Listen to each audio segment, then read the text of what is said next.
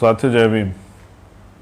उत्तर प्रदेश में होने वाले चुनाव से पहले जन जागृति जत्थे को रवाना करने के लिए उत्तर प्रदेश में सामाजिक परिवर्तन, आर्थिक मुक्ति के आंदोलन को धार देने के लिए टुकड़ों में बटे शोषित वंचित समाज को एकजुट करने के लिए और भारतीय जनता पार्टी की उत्तर प्रदेश से विदाई सुनिश्चित करने के लिए जो साइकिल यात्रा उत्तर प्रदेश में शुरू होगी, जो 1 जुलाई से और 20 जुलाई तक ब्लॉक स्तर पे, उसके लिए एक पंपलेट बनवाया गया। जल्द वो पंपलेट आपके पास पहुंच जाएगा। मैं कुछ इशू जो है वो तो आपके सामने अभी भी रख दूंगा। 1 जुलाई से वो सभी उत्तर प्रदेश के कार्यकर्ता ध्यान दें, सभी पदाधिकारी प्रत्येक गांव तक वो साइकिल यात्रा जाएगी। हर ब्लॉक पे साइकिल यात्रा जिला मुख्यालय शुरू होकर और सभी ब्लॉकों में जाएगी और हर घर पे जाएगी। वंचित वर्ग के लोगों को उनकी वोट की वैल्यू का एहसास कराएगी। साइकिल यात्रा पे 2 झंडे, एक भीम आर्मी और एक आजाद समाज पार्टी के झंडे जो हैं कार्यकर्ता लगाएं। वो साइकिल यात्रा जाति तोड़ो समाज जोड़ो, बहुजन समाज बनाओ, इस नारे के साथ, और उत्तर प्रदेश में 4.5 साल बेहाल जो हुआ, जो मैनिफेस्टो सरकार लाई थी जिसमें से कुछ भी पूरा नहीं हुआ, जो वादे किए गए थे वो खोखले वादे, उनका सच आम जनता को बताने के लिए मैं उन सभी परिवारों को भी नमन करता हूं जो कोरोना काल में पीड़ित हुए हैं, जिनके परिवार से कोई ना कोई चला गया। यहाँ प्रधानमंत्री के लिए सेंट्रल विस्टा प्रोग्राम चल सकता है, लेकिन प्रधानमंत्री उन परिवारों को जिनके कमाने वाले लोग चले गए हैं 4 लाख रुपए की सहायता नहीं दे सकते हैं। तो मैं उस पर भी आऊँगा, लेकिन अभी मेन इशू पे रहते हैं। मेन इशू ये है कि जो परेशानियां हुई है और जिस तरह से हकमारी हुई है, जैसे एजुकेशन का बजट कम हुआ है, जैसे हायर एजुकेशन में स्कॉलरशिप ख़त्म हुई है, जैसे सरकारी डिपार्टमेंट ख़त्म किए जा रहे हैं, आरक्षण की धज्जियां उड़ाई जा रही है आउटसोर्सिंग के नाम पे, जैसे जिन वैकेंसियों में आरक्षण मिलना चाहिए था उसमें जैसे 69,000 शिक्षकों का मामला है, उनमें हकमारी हुई SC ST OBC के बच्चों के साथ, जैसे हमारा सबसे महत्वपूर्ण मामला जातिगत जनगणना, OBC की भी और SC ST की भी, कि उनकी संख्या पता लगे, और सरकार तभी तो उनके लिए कोई बजट बनाएगी। जब उनकी आबादी की जानकारी नहीं होगी तो सरकार उनके लिए बजट कैसे बनाएगी। 2014 की जनगणना के हिसाब से लगभग 30% SC ST की आबादी उत्तर प्रदेश के अंदर, और जो छल हुआ है पहले 52% OBC को, 27% आरक्षण। तो मैं काशीराम साहब के सिद्धांतों को आगे बढ़ाते हुए इस साइकिल यात्रा में गांव-गांव में भाईचारा स्थापित करने के लिए ये जातिगत जनगणना हो, और इस जातिगत जनगणना से संख्या का पता लगे, सोए हुए OBC समाज को पता लगे कि उसकी संख्या कितनी है और उसके हिस्से में आया क्या है, कितने यूनिवर्सिटियों के चांसलर उनके हैं, कितने हाई कोर्ट सुप्रीम कोर्ट के जज उनके हैं, कितने IEB ED CBI income tax ED के जो अधिकारी हैं, कितने सरकारी नौकरियों में उनकी वैकेंसी, कितने प्रोफेसर उनके, असिस्टेंट प्रोफेसर उनके, शेड्यूल कास्ट बैकवर्ड के लोगों को, शेड्यूल ट्राइब के लोगों को पता लगे, आदिवासियों को पता लगे, जानकारी मिले। तो उन्हीं नारों के साथ जो नारे तैयार किए गए वो पंपलेट में हैं, आप तक पहुंच जाएंगे। अन्यास किसी से विवाद ना करते हुए, अनुशासन में रहते हुए, बहन बेटियों का सम्मान करते हुए ये यात्रा जो है सभी ब्लॉक स्तर पर चलाएं भी। उसी दिन जो है संकल्प पत्र पढ़ के जो है ये यात्रा रोककर दूसरा जो नया संदेश है वो तैयार किया जाएगा, उसकी जानकारी आपको बीच में दे दी जाएगी। अब कमर कस लेनी चाहिए योद्धाओं को, वीरों को घर से बाहर निकलना चाहिए इस आंदोलन को बल देने के लिए। तो काशीराम साहब कहा करते थे कि जिंदा लोग मिशन चलाया करते और मुर्दा लोग मिशन को दफनाया करते। हमने मिशन को दोबारा जिंदा करने की ठानी, और ये साइकिल यात्रा की प्रेरणा मुझे कहाँ से मिलती है ये भी मैं आपके सामने जाहिर करना चाहूँगा। क्यों मुझे लगा कि इस वर्तमान की राजनीति के दौर में ये होना चाहिए। इसके पीछे दो बातें हैं। पहली बात तो ये कि मैं मान्यवर काशीराम साहब को पढ़ रहा था, उनके जीवन को जब पढ़ रहा था तो मुझे जानकारी मिली कि एक बार वो एक सभा में जा रहे थे, तो तमाम नेता जो हैं वो गाड़ियों से आ रहे थे, लेकिन एक कार्यकर्ता एक पुरानी साइकिल से खुद पीछे अपनी बीवी को बिठाया और आगे 2 साल की बच्ची को लेके मीलों साइकिल चला के अपने नेता को सुनने के लिए आया। काशीराम साहब ने उनकी तारीफ करते हुए कहा कि इस व्यक्ति को ना नेता बनना है, ना विधायक एमपी बनना है, ना ही इसे किसी की गाड़ियों की जरूरत, ना ही इसे किसी के सहारे की जरूरत है। ये मिशन मूवमेंट का सच्चा सिपाही। तो इस लोकतंत्र में मैं महसूस करता हूँ कि गरीब तो राजनीति में आ ही नहीं सकते, वो तो कुछ कर ही नहीं सकते। मैं इस वास्तविक राजनीति को, जिसके लिए बाबा साहब अम्बेडकर ने लोकतंत्र का निर्माण किया था कि 1 वोट 1 वैल्यू, कि प्रत्येक व्यक्ति राजनीति में हिस्सेदारी करके अपने लोगों का भला कर सके, जो गरीब है वो भी नेता बन सके, वो भी आगे निकल के अपने लोगों की मदद कर सके। ऐसे लोगों को मौका कैसे मिलेगा जब सब लोग, जैसे मैंने कल के इंटरव्यू में बताया था कि 11,000 करोड़ रुपए भारतीय जनता पार्टी ने विज्ञापन पे खर्च कर दिए, और सभी दल करते हैं, मीडिया से लेकर सब जगह विज्ञापन पे खर्च, बड़े बड़े बैनर लगाते हैं। हमारे लोग भी कुछ सक्षम लोग हैं वो लगा रहे हैं, लेकिन मैं ये महसूस करता हूं कि इस विज्ञापन के खर्चे में तो एक प्रदेश का बजट बन जाता। तो मैं समझता हूं कि जब इतना पैसा आदमी राजनीति में खर्च करेगा तो फिर वो गरीबों की बात नहीं करेगा। तो काशीराम साहब ने कहा अपने साथियों को कि ये जो साइकिल से व्यक्ति आया है, ये सच्चा और ईमानदार व्यक्ति है, ये मिशन मूवमेंट का के लिए प्रति ईमानदारी से काम करता, निष्ठावान है। और ऐसे ही लोग जो है ना बिकने वाले लोग होते हैं। ऐसे लोग जो हैं, जैसे मान्यवर काशीराम साहब कहते थे कि ना तो हमें बाबा साहब के मिशन को खाना है ना पीना है, हमें तो इसको पढ़ना और पढ़ाना है। तो ऐसे ही लोग जो हैं दूसरे लोगों के लिए आदर्श बनते हैं। इनको गाड़ी वालों को कोई नहीं देखता, इस साइकिल वालों को सब लोग देखेंगे। तो इसलिए मैं ये समझता हूं कि कोई भी बड़ा काम एक जिंदगी में पूरा नहीं हो सकता, ये मान्यवर काशीराम साहब कहते थे। इसलिए आने वाली पीढ़ियों को तैयार करना जो है पड़ता है, ये काशीराम साहब कहते थे। तो मैं भी साइकिल यात्रा के माध्यम से उन गरीब लोगों में, उन नौजवानों में, जो भीम आर्मी, आजाद समाज पार्टी कार्यकर्ता हैं, जो भूखे प्यासे रह के आंदोलन चला रहे हैं, जो अपनी मेहनत की कमाई से इस आंदोलन को मजबूत कर रहे हैं, मैं चाहता हूं कि देखो, हर पार्टी में कार्यकर्ताओं को सम्मान होता है, आजाद समाज पार्टी, भीम आर्मी में भी होता है, लेकिन मैं अपने गरीब कार्यकर्ताओं को ये कहना चाहता हूं कि वो अमीर कार्यकर्ताओं से अपने आप को कमज़ोर ना समझे। हर गरीब कार्यकर्ता भी उतना ही जिम्मेदार है, उतनी ही उसका सम्मान है जितना एक अमीर कार्यकर्ता का। हाँ, अमीर कार्यकर्ता भी आगे काम करना चाहता है तो उसके लिए भी रास्ते खुले हैं, लेकिन ये गरीबों के लिए राजनीतिक दल बनाया कि जिससे गरीब राजनीति करके और अपने समाज का भला कर सकें। ये पैसे वाले लोग अगर गरीबों के इतने हितैषी होते तो कोई गरीब नहीं होता।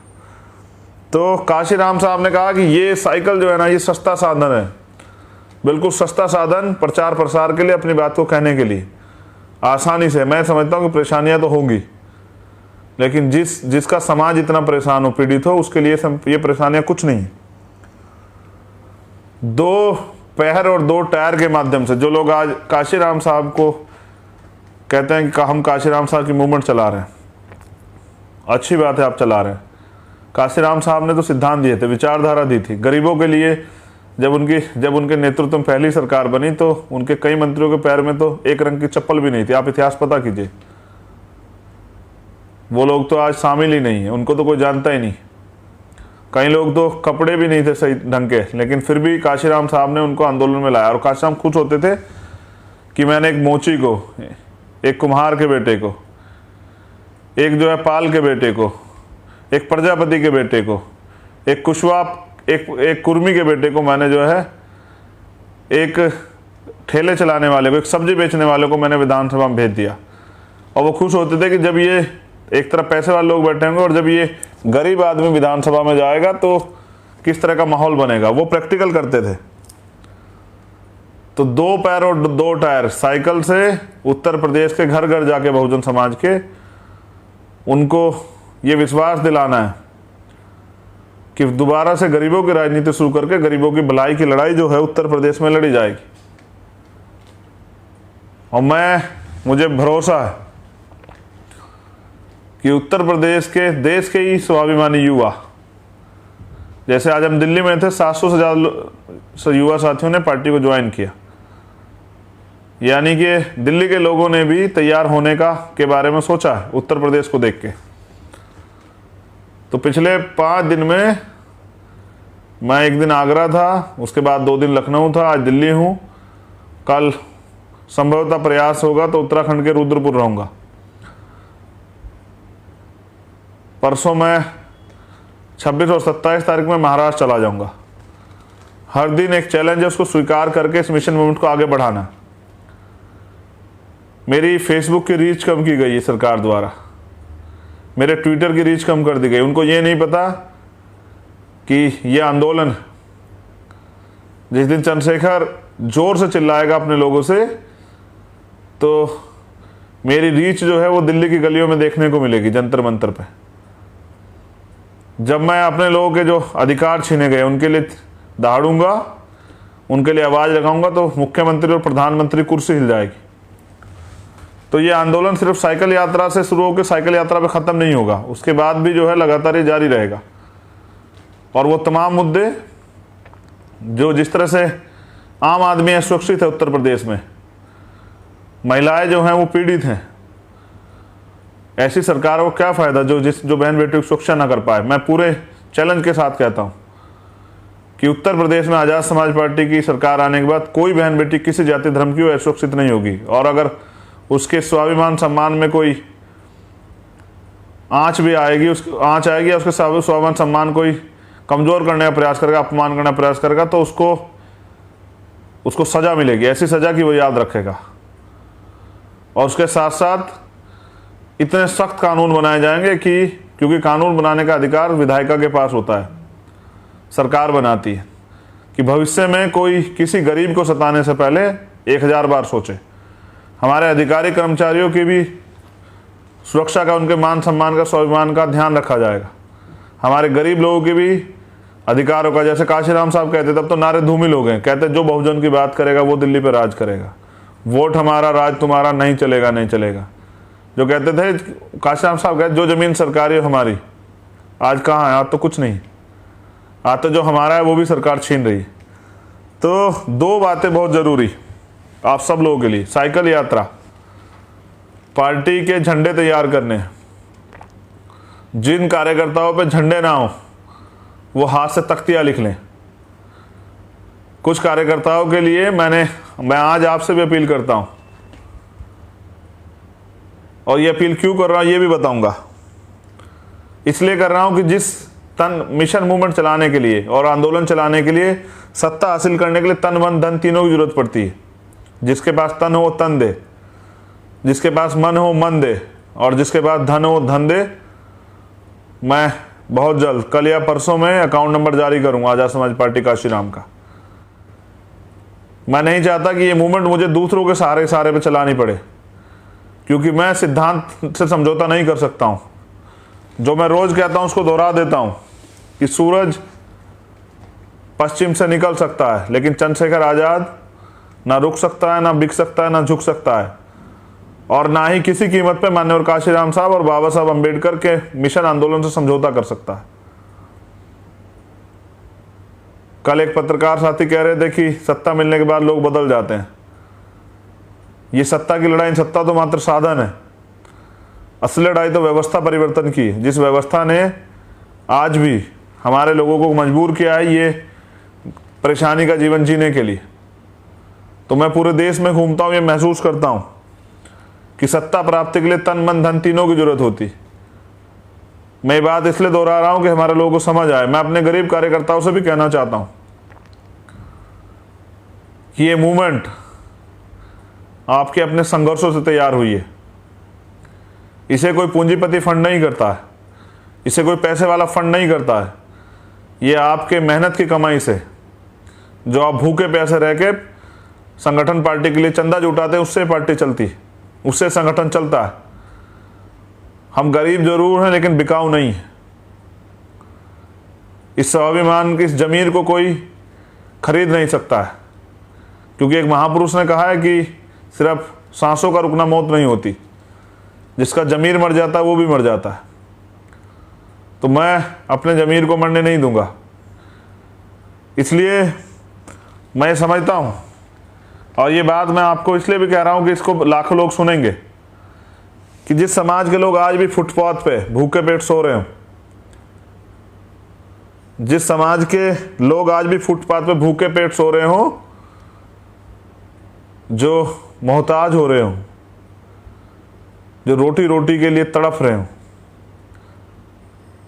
जिनकी माताओं बहनों के तन पे, क्योंकि मैं पूरे देश में घूमता हूँ, आज भी वस्त्र ना हो, जो आज भी जिस समाज को जातिगत अन्याय अत्याचार का सामना करना पड़ता, उस समाज के नौकरी पैसे वाले लोग, बिजनेस करने वाले लोग एसी में कैसे सो सकते हैं? Go back to society and go back to society.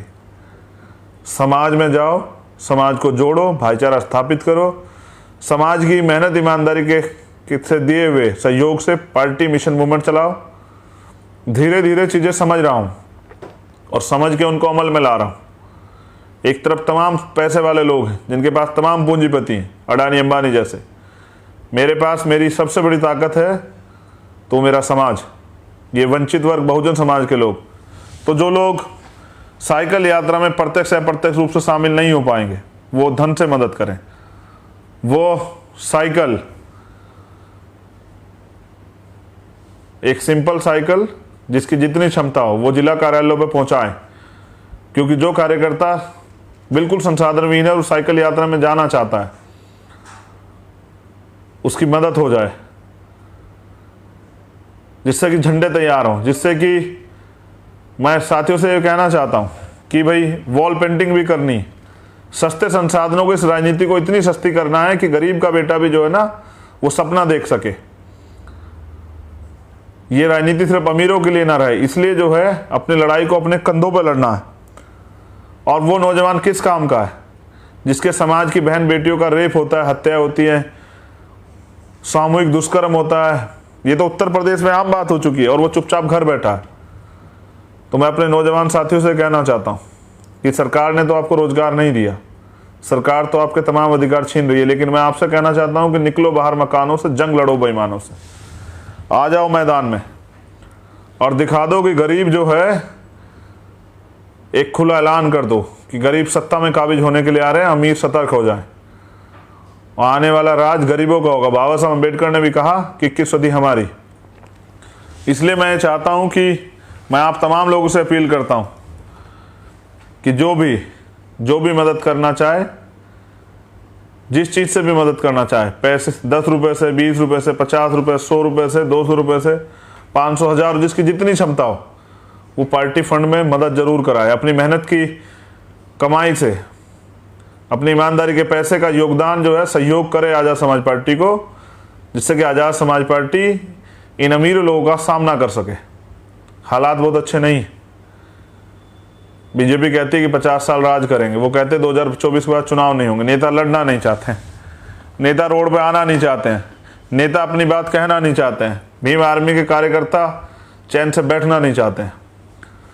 वो दिन रात लोगों को जोड़ रहे हैं, वो जहाँ भी अन्याय होता है, अन्याय पे को न्याय दिलाने के लिए जाते हैं। मैं अपने सभी साथियों से भी ये कहना चाहता हूँ, भीम आर्मी और आज़ाद समाज पार्टी के, जिनसे समझौते होते हैं उनसे संघर्ष नहीं होते।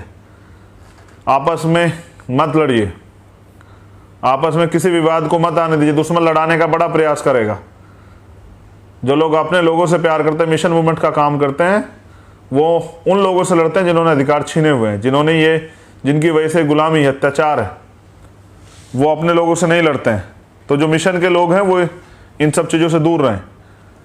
तो मैं फिर दोबारा अपील करता हूँ, ये आपकी भी जिम्मेदारी। बाबा साहब अम्बेडकर 18 मार्च 1956 को जो कहा था कि मुझे मेरे पढ़े लिखे लोगों ने धोखा दिया, और उन्होंने ये भी कहा कि बड़ी मुश्किल से मैं इस कारवा को यहाँ तक लेकर आया हूँ, अगर आप इसे आगे नहीं ले जा सकते तो उसको पीछे मत जाने देना।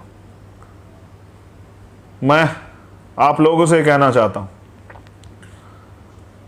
कि उनका कारवा पीछे जाने के कगार पे है। हम लोग तैयार हैं मैदान में आने के लिए, और मैदान में हैं भी। अब आपकी मदद की ज़रूरत है।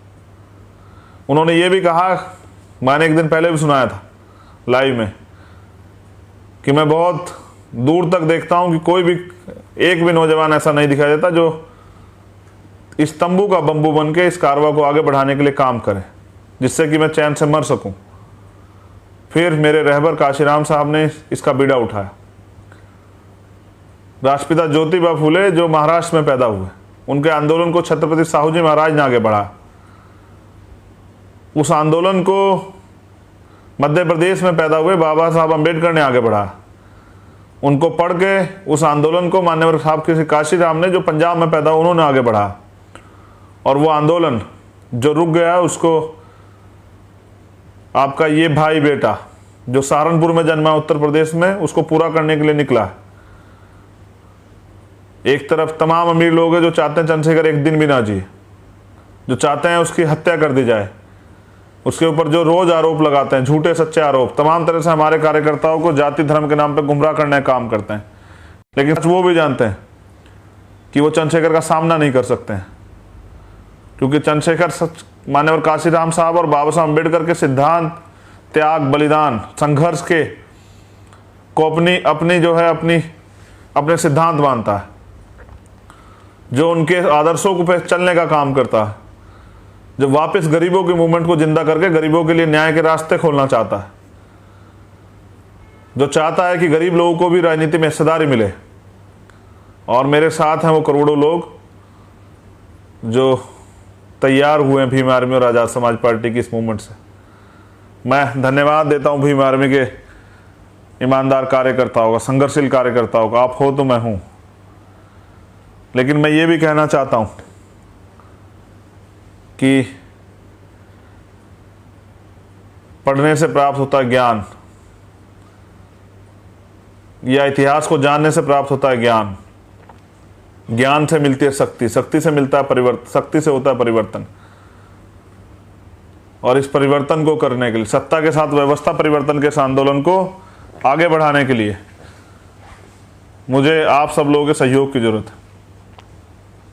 मैं ये भी जानता हूं मेरे एक कहने पे हजारों कार्यकर्ता अपना मोबाइल बेच के साइकिल खरीद लेंगे, लेकिन वो फिर मुझे सुनेंगे कैसे? मैं उन कार्यकर्ताओं का दिल से आभार प्रकट करता हूं। मैं उनकी भावनाओं की भी कदर करता हूं कि वो, परसों मैं लखनऊ था, मैंने कार्यकर्ताओं से संदेश दिया, 20-25 कार्यकर्ता थे, कि भाई ये आपकी मूवमेंट है, भीम आर्मी से जननी है, भीम आर्मी से तैयार हुई आज़ाद समाज पार्टी। भीम आर्मी जो है माँ है आज़ाद समाज पार्टी की। तो माँ अगर बच्चों का ख्याल नहीं रखेगी तो कैसे चलेगा? ये समाज जो है, ये समाज सारा भीम आर्मी का है। तो आप विश्वास कीजिए, एक कार्यकर्ता मेरा छोटा भाई, उसने अपनी मेहनत की कमाई से, मुझे नहीं पता, उसको देख के नहीं लगता कि वो कमाता होगा, उसने अपनी जेब से 100 रुपये निकाल के मुझे दिए कि भैया ये मेरा योगदान। और मैं भावुक होने से नहीं रोक पाया अपने आप को। मैं समझता हूँ कितना विश्वास, आपका विश्वास बहुजन समाज को सत्ता में लाएगा, आपका राज स्थापित होगा, कमज़ोर वंचितों की आवाज़ सुनी जाएगी, उनको न्याय मिलेगा, नौजवानों के लिए रोजगार के रास्ते खुलेंगे, महिलाओं बहनों के पे जो अन्याय अत्याचारों में बंद होंगे, उनको स्वाभिमान सम्मान का जीवन मिलेगा, आपको अधिकार मिलेंगे, इस जीवन से, गुलामी के जीवन से मुक्ति मिलेगी। लेकिन ये सब हो पाएगा तभी जब सत्ता आएगी। तो सत्ता से अभी हम लोग दूर हैं, लेकिन ऐसा नहीं कि नामुमकिन है कि सत्ता ना आए।